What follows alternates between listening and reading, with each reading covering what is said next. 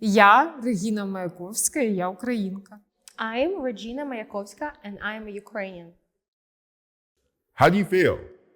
I'm good. I'm fine. Все добре. Все чудово.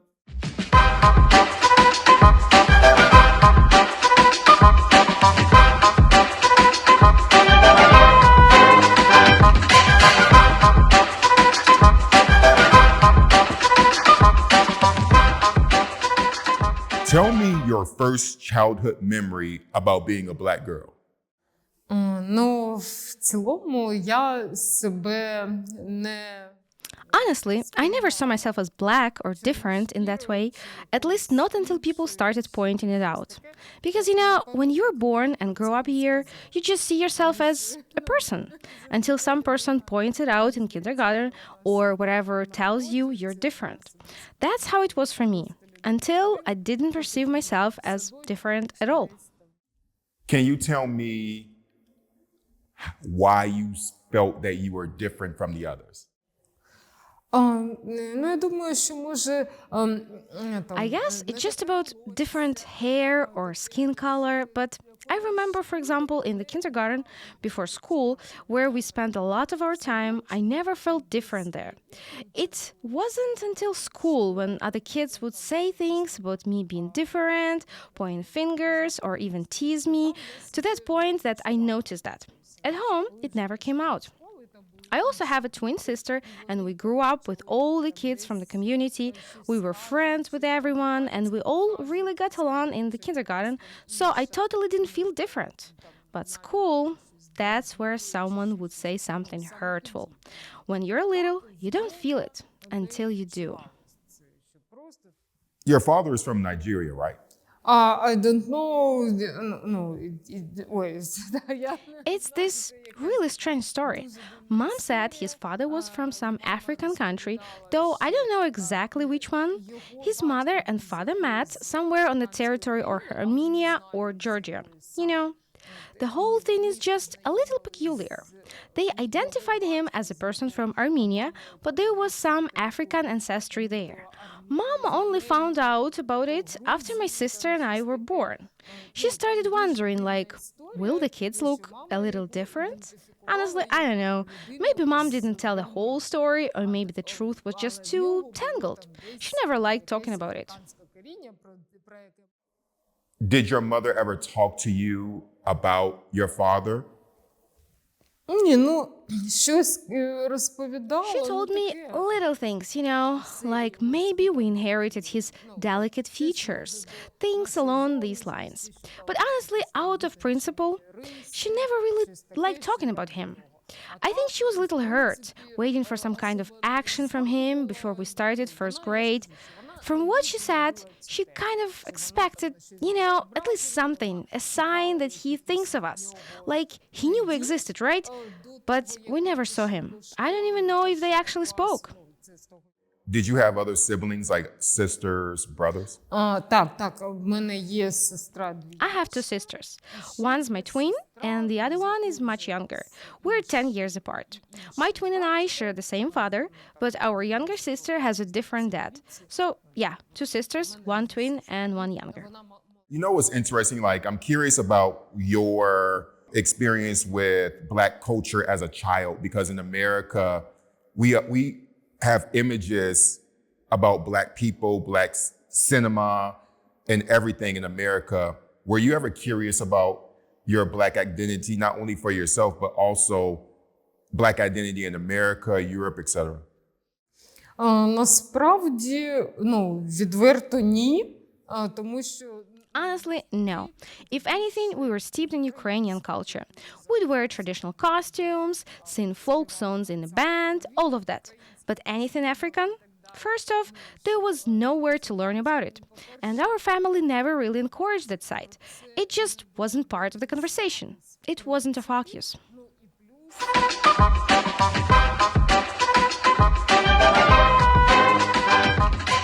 The Russian propaganda says that Donetsk is a Russian is a Russian city, a Russian people, and we know it's all bullshit. But in that context, tell me how important Ukrainian identity was for you growing up in Donetsk.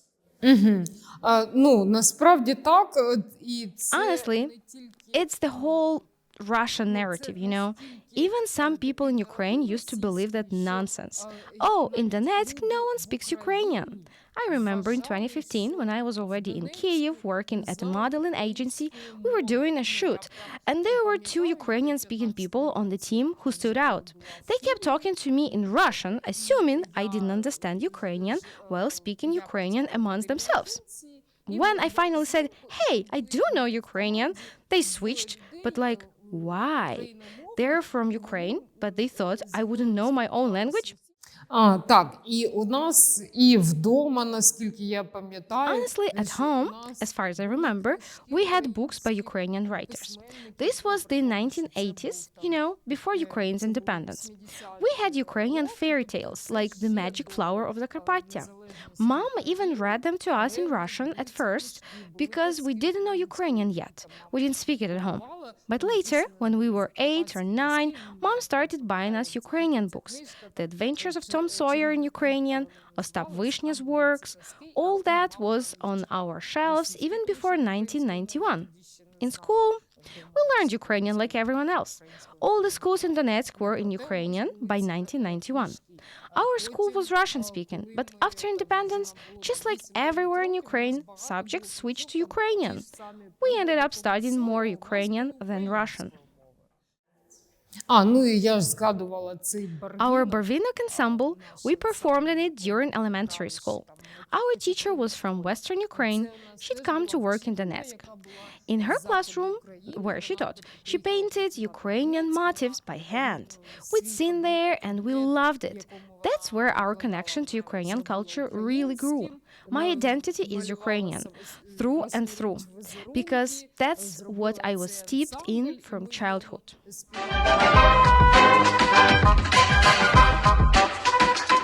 When did you start modeling?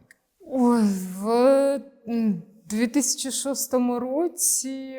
In 2006, I was working at a photo equipment counter when a photographer, this was when people still bought film, offered to shoot me.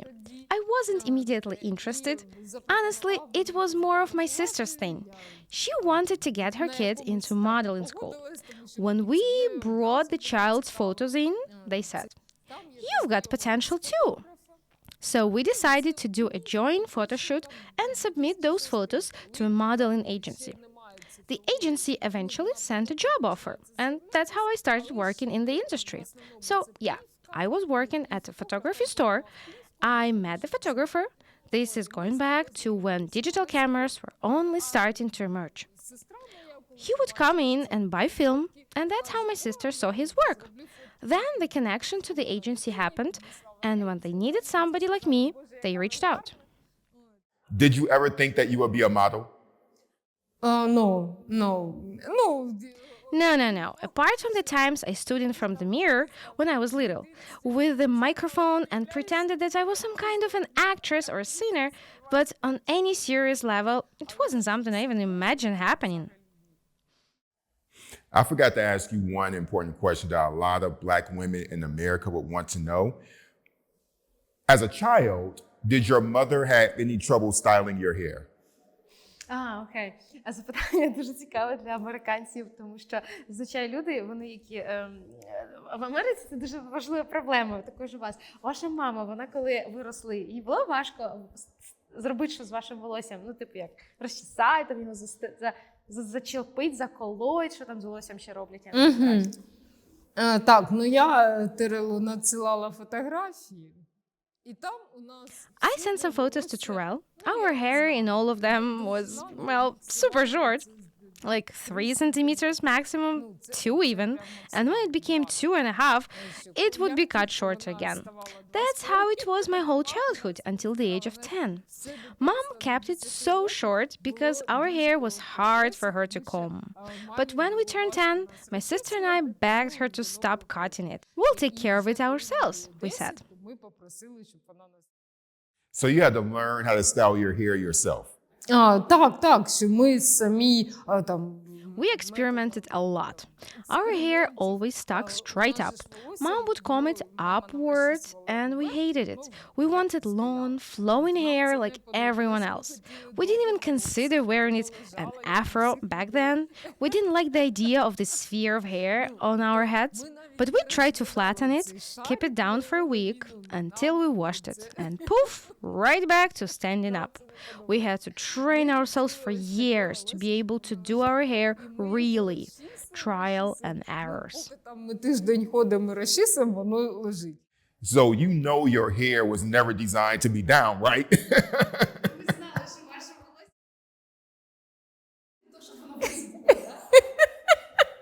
Але як бачите, As you can see, if I need to, it flows down.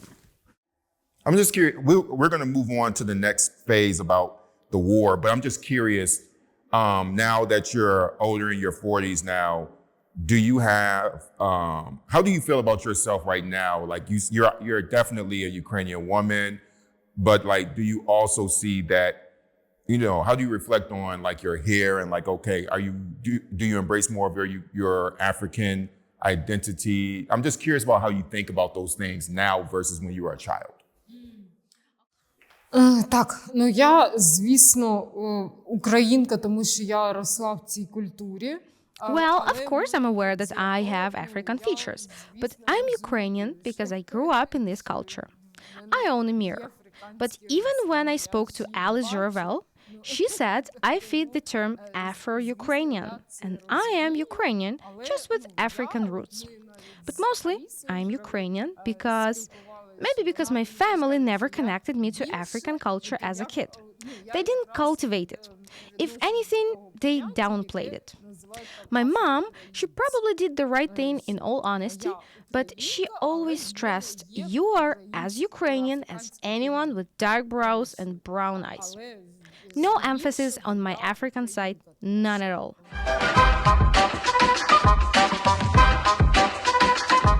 You know, you're here now because you were forced to flee in 2014. Can you tell me about when the Russians invaded and what was that like for you?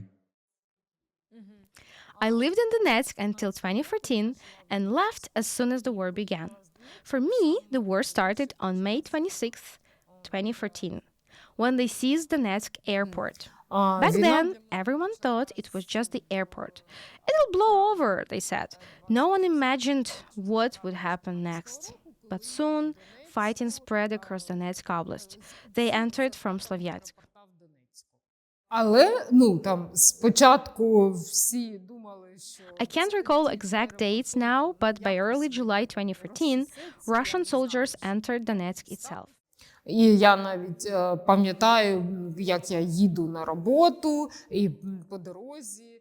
I remember riding the bus to work, passing those soldiers, and just tears streaming down my face. I kept thinking, I can't live under occupation. I won't live with these Russians. I already told Terrell in a private conversation that one of my first thoughts was about Russians being racists. Even though I'd always felt neutral about Russians from Russia before, living alongside occupiers, no, I wasn't prepared to go through that. How long did you stay in Donetsk under the occupation before you left? Трохи більше місяця. Але, I stayed just over a month. At first, it didn't feel like a full-blown occupation. Little by little, shops were closing, people started fleeing and closing their businesses. The city grew empty. You'd see fewer people outside, and everyone was just waiting. I knew I had to leave, but I couldn't process where to go or how. Like so many from Donetsk back then, I told myself, I'll just go on vacation for a few months, it'll all blow over and we'll come back. So I packed a small suitcase with summer clothes and swimsuits, like this was a holiday. That's how I left. So when you left, did you hope that they eventually would leave? Напевно, все ж таки була оця віра в 2-3 тижні. At first, I clung to the hope that it would all be over in 2-3 weeks. But then you start obsessively checking the news. That was stage 1, scrolling until your eyes burn. Now we are used to it, but before the war, I wasn't political. I never followed the news. Now it's all you do. And each day it sinks in. There's no light at the end of this tunnel. When I returned to Donetsk in October 2014, after that vacation, because you can't walk around in a swimsuit forever, that's when I knew I can't stay. A friend was already planning to flee to Kyiv.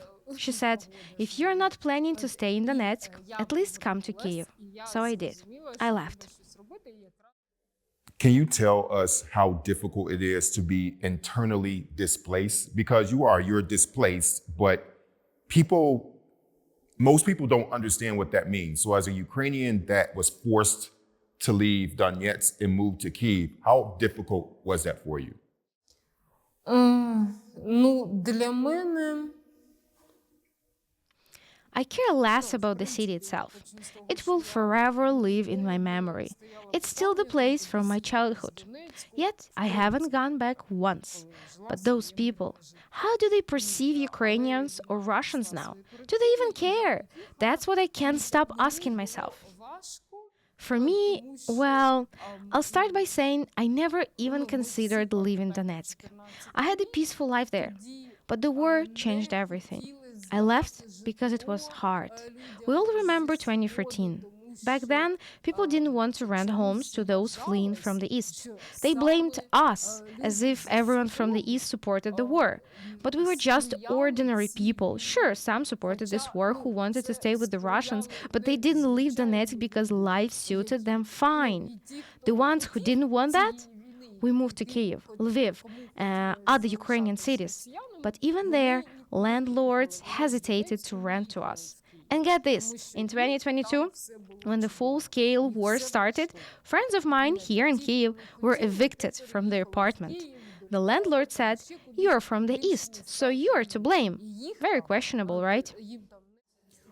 Так, я взагалі Київ обожнюю. Don't get me wrong, I adore Kyiv. I feel at home here. I'm not telling you this because I'm holding some grudge against Kyivans.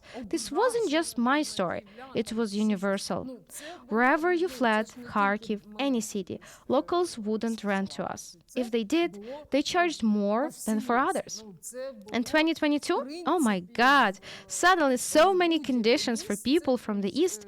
No pets, no nothing. I'm not gloating, but it was surreal. I kept asking myself, people like this exist?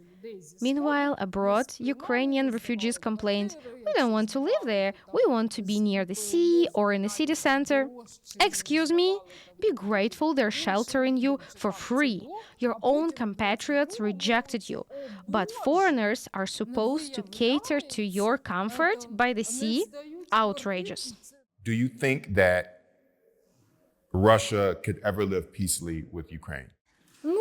Не знаю. Не знаю, можливо, там в них хтось колись прийде до влади. I don't know.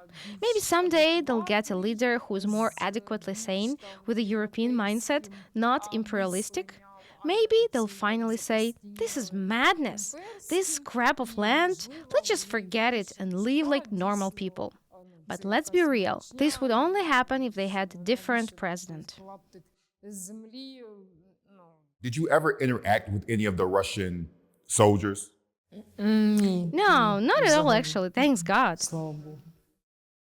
You mentioned earlier that you feared Russian occupation because the Russians are so racist. Can you tell me more about that?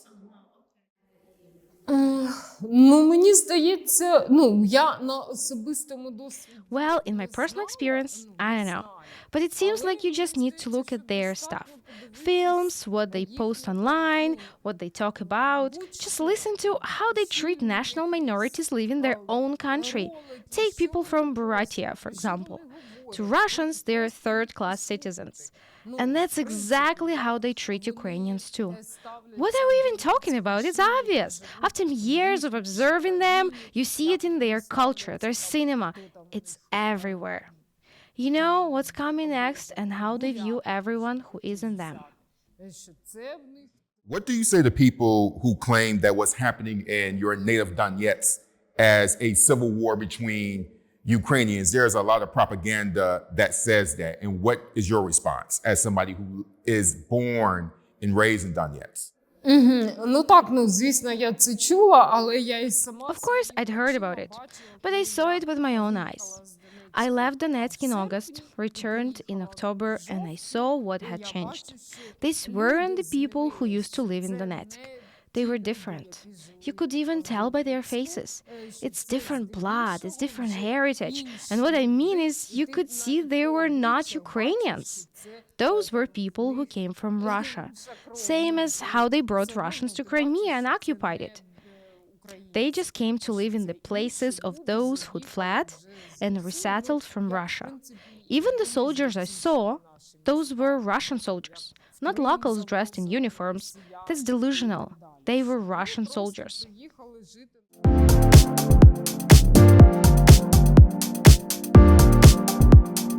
Propagandists tell the West that Russian speakers are oppressed in Donetsk and Luhansk. What's your opinion about that?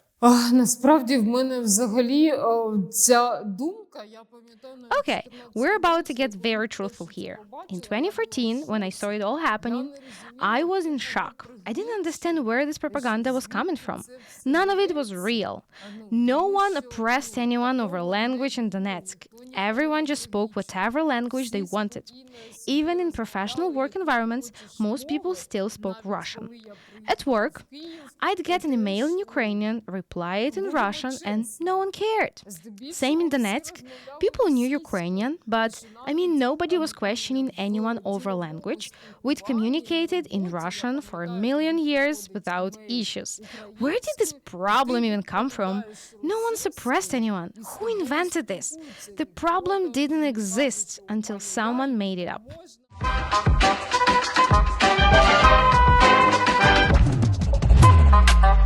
When Russia invaded Ukraine for the second time, how did you feel about that? Так, ну це було, звісно, вже страшніше.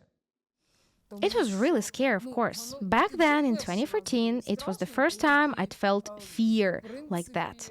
The realization that you're at war, though the war was still in small pockets, Let's be really honest again. Only certain people truly felt it. The rest of Ukraine didn't quite accept that it was happening. You'd go to other cities and see life buzzing. When I arrived in Kyiv, they just cleared the Maidan barricades. Honcharuk was bustling. I couldn't grasp what was even happening. Life just went on. Collaborations with Russians continued. No one hid it. People were working with Russians even after 2014. Of course, we had some people with strong principles who set boundaries, but that was because they had reason to, like their relatives were under occupation. Life got very real. Ну і в 22-му році, звісно... But 2022? That's when it got truly terrifying and everyone felt it. You realize there's no corner left to escape to. Nowhere war won't touch you, especially if you don't want to flee to another country. I refused to flee to another country. Leaving Ukraine wasn't an option for me. I'd already moved city to city. Nothing changed. In another country, you'd have to rebuild everything from scratch.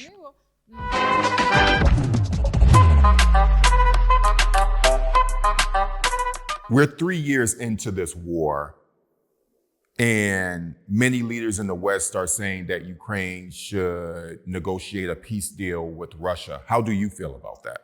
Ну, справа в тому, що ми ж бачили, як і... The thing is, we've seen Chechnya. It's always very repetitive. Georgia signed agreements too, yet conflicts flared up again. Signing something about this now is a heavy question. On one hand, this war keeps dragging on, people are dying, and the worst part is how it's fought under these bizarre laws of war. Yet, they can just hit our civilians randomly. They terrorize us. You don't understand. On one hand, of course, no one wants the war to drag on, but if we sign some deal, what guarantee do we have it won't restart in a year or two? 10. Some leaders in the West say that the best way for Ukraine to secure itself is just to let the Russians keep their occupied lands, including Donetsk, where you grew up. How do you feel about a deal in which Ukraine gives your city away to Russia? Ну, це знов дуже важке питання, тому що It's an incredibly difficult question again, because I don't think we should cede any land. But there is also the issue of the people who lived in Donetsk Oblast these past 10 years, especially those under occupation. For some, it was fine. The ones who refused to live with Russians left back in 2014 before the full-scale invasion. They saw what was coming. But those who stayed, they're elderly who couldn't leave, yes. But if someone stayed like 40 or 50-year-olds or 20-year-olds, it means they were okay with it. Imagine some ideal world where we win and Russia says, take your land back. But the people who stayed for 10 years, who accepted living under Russian rule, they weren't pro-Ukraine. How would they suddenly feel Ukrainian? They won't leave. Their homes are there, same reason they didn't leave in 2014. They were fine with Russians. Unfortunately, I know people like this. They'd say, we'll wait for new leadership, things will get better. Seriously? Now my question is, they've lived there, their kids who were 3, who are now 13, raised in this. Do they even identify as Ukrainian?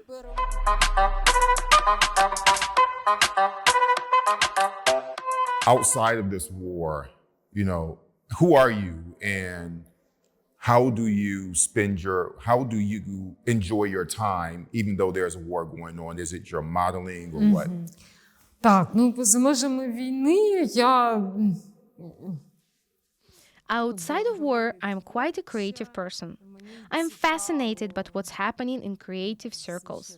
I love modeling, fashion, style. Of course, I adore beautiful people and places.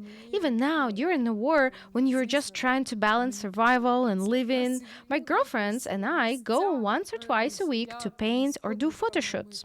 We create together, whatever we can. Recently, an acquaintance of mine who's been living in Barcelona since the war came back to Kyiv for Christmas holidays, and we did this artsy shoot. Fashion culture, beauty, it's inspiring. Beyond the war, this is who I am. My last question is, when you are modeling clothes, how do you feel? По-перше, це мій відпочинок, що я навіть... First, it's me. It's my way to unwind. During a shoot, I relax. Even after an 8-hour session, I'm inspired. I love feeling like another person, like stepping into some other version of myself. It's about revealing sides of me you don't see otherwise.